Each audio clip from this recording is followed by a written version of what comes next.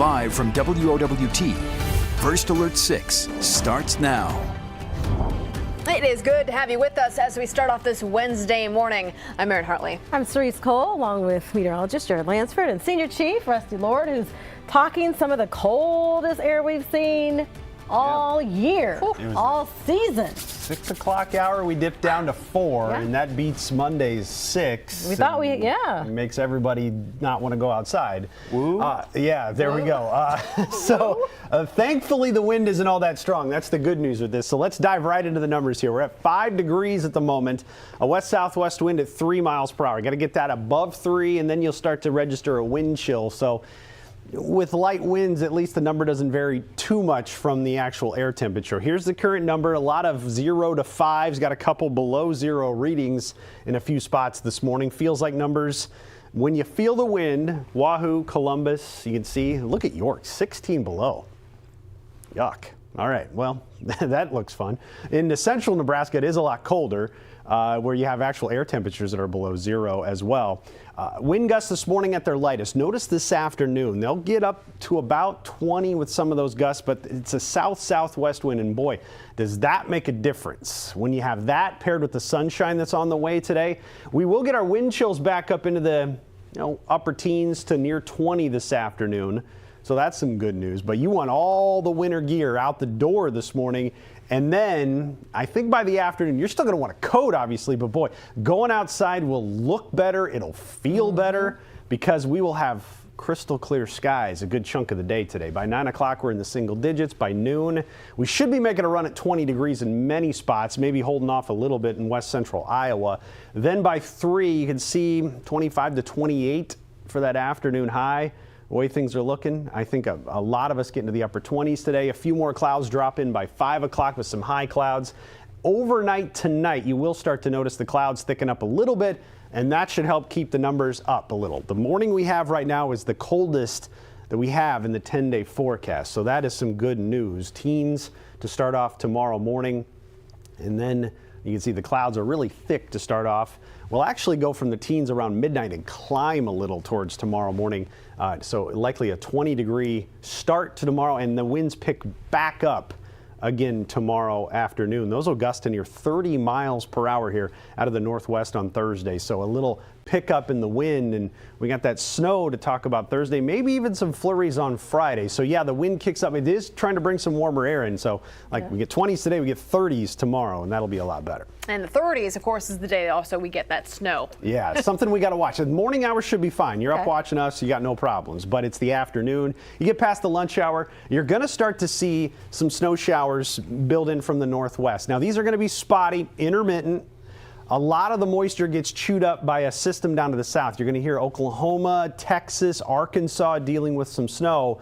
We're on the north edge of this one, and again, the dry air looks like it's going to chew up a lot of our moisture, plus the moisture will be eaten up by the storm down to the south. So we'll get to 35 for the high tomorrow, and you can see by about 6 o'clock you build in some light snow showers, nothing more than a few tenths of an inch in the afternoon, and then into the evening that just drops south. Now, I doubt it's going to be quite this widespread, so take some of these numbers and make the map look a little spottier with some of the light blue shade. That's pretty much the way to do it here. I think a ½ inch would be the high end.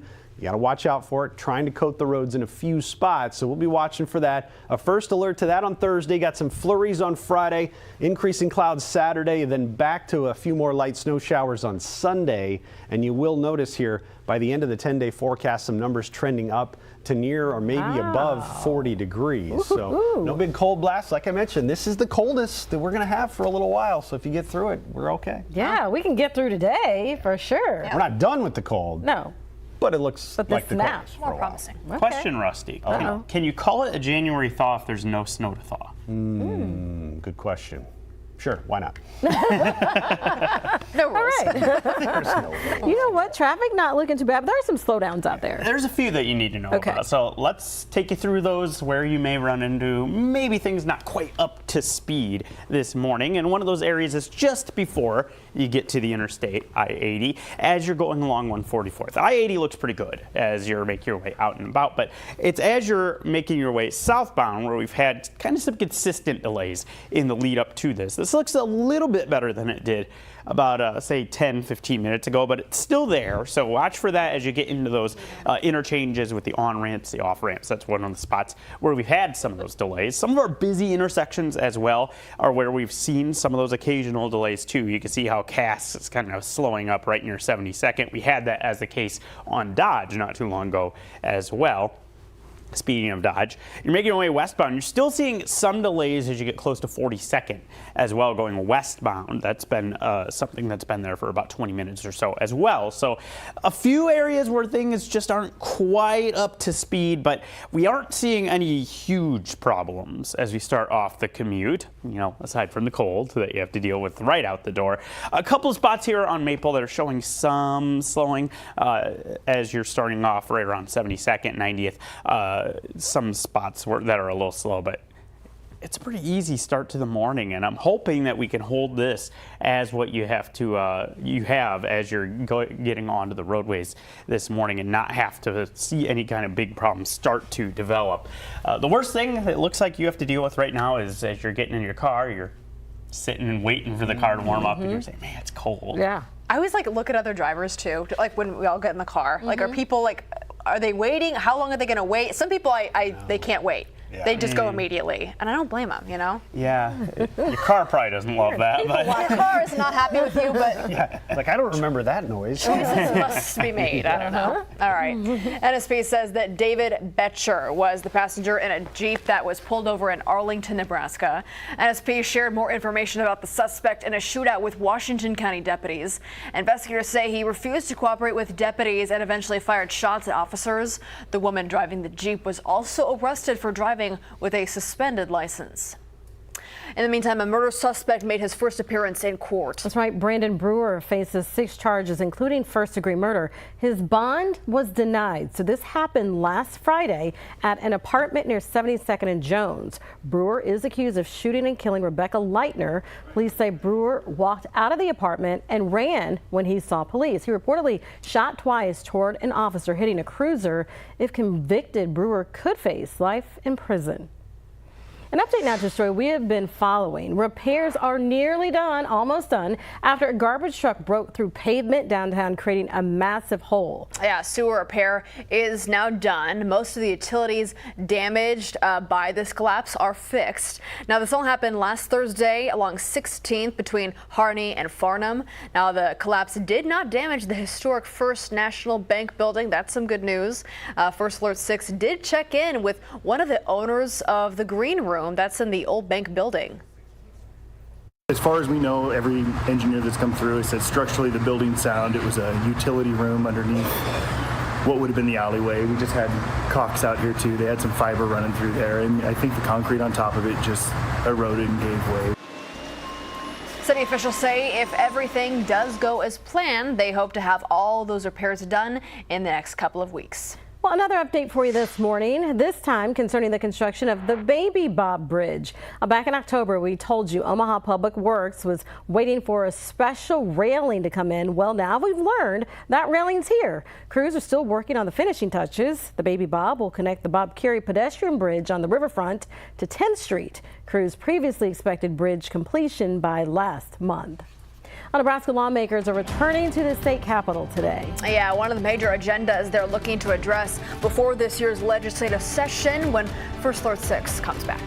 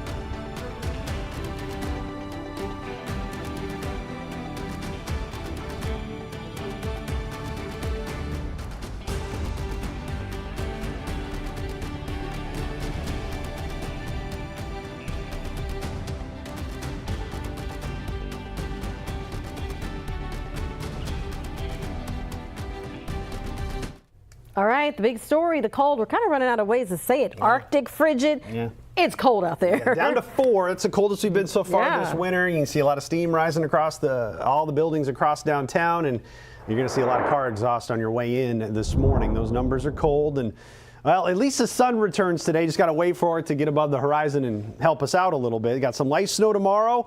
Some light snow on Sunday to watch for. A couple of chances there. We're going to talk about those here very shortly. You can see where the temperatures are. Want to set you up for the day today. Bundle up this morning. It'll look a lot better, feel a lot better this afternoon. Just got to wait for it. Some sub-zero wind chills. But again, the wind is light. Just know any breath of wind whatsoever does drop that number a little bit anyway. You can see wind gust forecast today gets up near 20 miles per hour to end the day, bounces around a little bit once the sun sets. Clear skies across much of the middle of the country here. Next little chance of some snow trying to form to the west, and that'll drop in here as we go a little closer to the day tomorrow. So today we take single digits, turn them to 28 for the afternoon high with abundant sunshine. 3-day forecast takes us then to Thursday. Let's focus on that, because this right here is probably the model that produces the most snow for us, and it's not all that much to begin with. So you can see there's some bands of snow that try to drop in after lunch. One develops, it fizzles. This one here, watch how this fades into the evening. A new one develops. There's just not a lot of consistency. It's going to be tough to see steady snow. I think it's going to be a little more intermittent, and then it'll still continue through 10 o'clock in southern portions of our viewing area. So this is what we're watching here into the evening hours on Thursday. But again, it's any time after noon in our area. It'll drop in from the northwest, bring some light snow. Some flurries will try to linger on Thursday. You can see some snow shower potential here into the late morning, early afternoon. These would likely be some flurries similar to what we had yesterday. They drop in from the northwest. They're produced by the clouds that can build up as we try to warm a little bit during the day, and then they don't really do all that much to the area. So that's what we're watching here short term in the next few days. Don't forget about the wind on Thursday. It'll pick up out of the northwest, gust to about 30 miles per hour. So if you're in one of those snow showers, could drop visibility a little bit. But again, they're going to be so spotty and sparse. I don't think it's going to really add up to all that much. Best odds are probably going to be for a ½ inch or less. And you can see there's 1, 2 locations that try to get to about a ½ inch. There's not a lot to it. Most of this will be very, very light and probably not even that widespread out of Thursday. Then you got the flurries on Friday, and then the snow potential on Sunday here. A very, very hit and miss system that it too likely doesn't cause too many issues in our area. So we'll see what it can do as it moves on through. But again, bulk of the snow probably doesn't get going and form until it gets a little farther east of us on Sunday. So we'll keep chances in there, see how it evolves as we get a little bit closer. But overall, a lot of 30s after today. Coldest morning of the 10-day forecast. It's happening right now. It looks a lot better after this for the rest of the week and into the weekend with those small snow chances. You know, and what you're talking about for Thursday and for Sunday is just a great example of how we just have not had the snow that we need. Yeah, no, any moisture whatsoever. It's very, very dry start to the winter and even approaching some record territory. You can see where that's our chance Thursday. Got one Sunday, maybe something the end of the 10-day forecast after we climb up to near 40 or a little bit above for the afternoon high. But you can see lowest snowfall on record through yesterday. And you can see we're in third place right now with less than an inch. These 2 years, it doesn't tell us a lot about what's to come. I think this year we got pummeled in February and ended up close to 30 inches. This year, this 38 and 39, we ended up with less than 10 inches total. So there's no good trend that is telling us, but it does show us that we're in some unprecedented territory since the records were kept in the late 1800s. So we need a little bit of snow to drop off this list, and hopefully between the next couple chances we can do that. We hope so. Yeah. Not much, but For 100 years ago, geez. a little bit here, a little bit there. All right, let's talk traffic. It looks like there's a crash on Grover. Yeah, so things picking up a little bit. Yeah, We've got sounds like a it. few different things to touch on. Let's start on Grover with what we're looking at. And this is kind of been floating around with this slowdowns in between about 42nd and 48th. So I can't tell you the exact cross street where we have this, but you can see right now it looks like it's pretty consistently around 42nd where we we have the delays. So I want you to watch if you're using that area for that possible crash there. Also have gotten a report of a crash that's in place right about 168th and Q, and you can see that this one showing some delays that are all right approaching that intersection. So that one definitely looks like it's right in that area. In addition to that, we've got a grass fire that seems to be going on here right around the beginning of I-680 in Iowa. So watch for emergency crews that are working that scene that are responding right around this area right here. That's where you're going to be looking at that being in place. So things getting a little bit busier out there on the roads with the number of different things that are happening. We give you the full view. You can see aside from that, things are moving pretty well. We'll track each of those things. All right, we know you're on top of it, Jarrett. Thank you. Well, happening today, Nebraska lawmakers will return to the state capitol to begin the 2025 legislative session.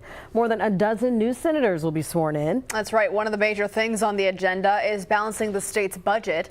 This year's session is 90 days. It's 30 more than last year.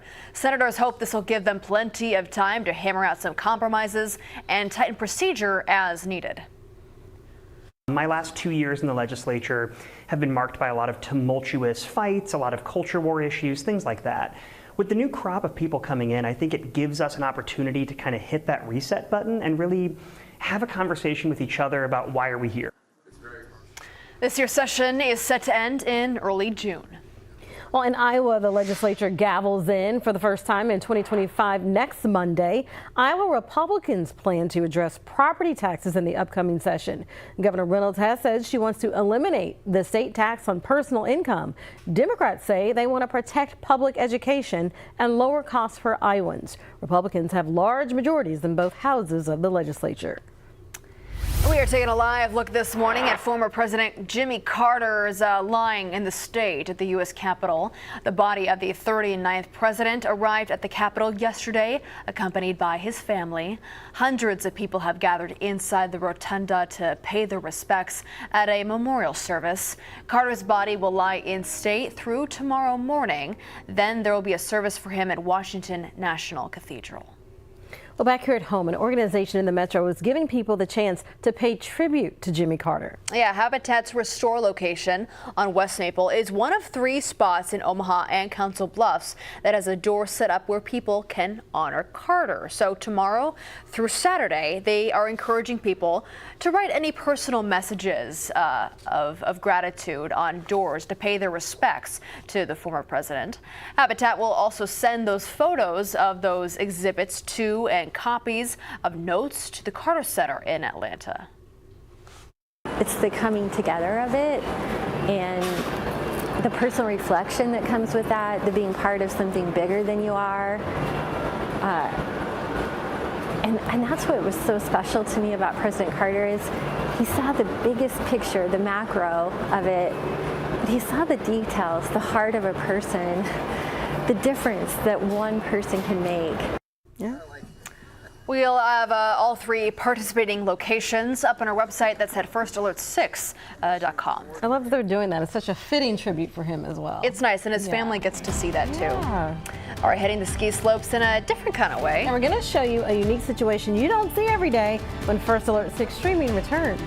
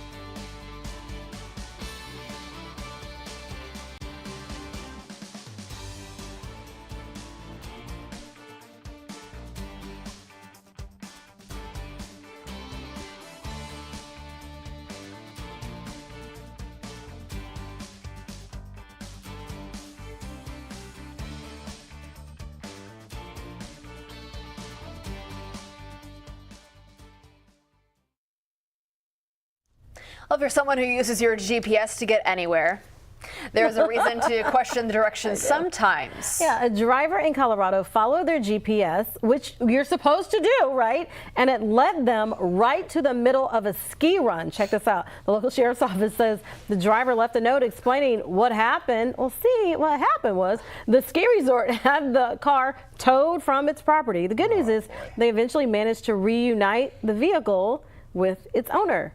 Did you guys watch The Office? It reminds me of when Michael followed the direction. This is the lake! This is the lake! That's a really niche reference, but At some point, you got to realize this isn't a road. this can't be right. Maybe I use my intuition on this one and we don't go any farther. I don't. He had to get there. He got a great parking spot. He tried. That's true. That's true. You know this is a ski run. You see people around you. Maybe I shouldn't be driving. How? Why? So many questions. Surprised you made it that far with that car. I know. Me too. All right, everybody, we're going to leave you with that. Thanks so much for joining us. We're going to get ready for our update in the Today Show. You can watch it here on streaming or you can watch it over the air. All right, we'll see you tomorrow.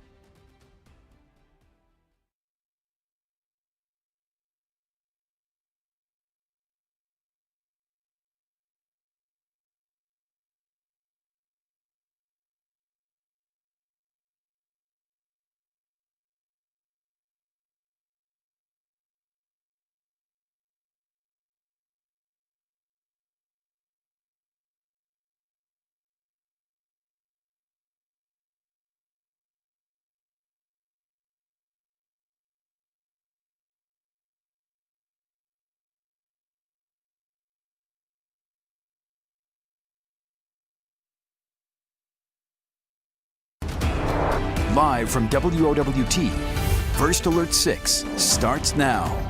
Good Wednesday morning, everybody. It is 7:26. We want to get right to First Alert 6 traffic with Jared Lansford, who's first alerting us to a grass fire in Council Bluffs. Yeah, this is right near 680, and this is the view of the DOT camera that is in this area. It's starting to thin out a little bit, but we had a big plume of smoke that was in place right around this area. So as you come back to me, you could see where we're talking about. This is just a little bit off to the west of I-29 interchange. So watch for emergency crews that may be working that scene, as it seems like they're starting to maybe get that under control. A couple of crashes to first alert you to as well. We've got 168 at Q. Look at the big delays that are showing up on Q as you're heading into that area. Another crash at 180th and Q. So we're not off to a very good start to the commute if you're driving in this area. Maybe you want to use a different route to make your way east and westbound. Rusty. All right, thanks, Jared. It's plenty cold out there right now. Coldest morning of the season heading into this morning was 6 degrees, and we did dip to 4 for about an hour. Now we're back up to 5. Light winds, thank goodness, because any wind is dropping the wind chill. This is a look at the air temperatures across the area. Those are anywhere from 0 to about 5 in most locations, but a couple of sub-zero numbers showing up to start off the day.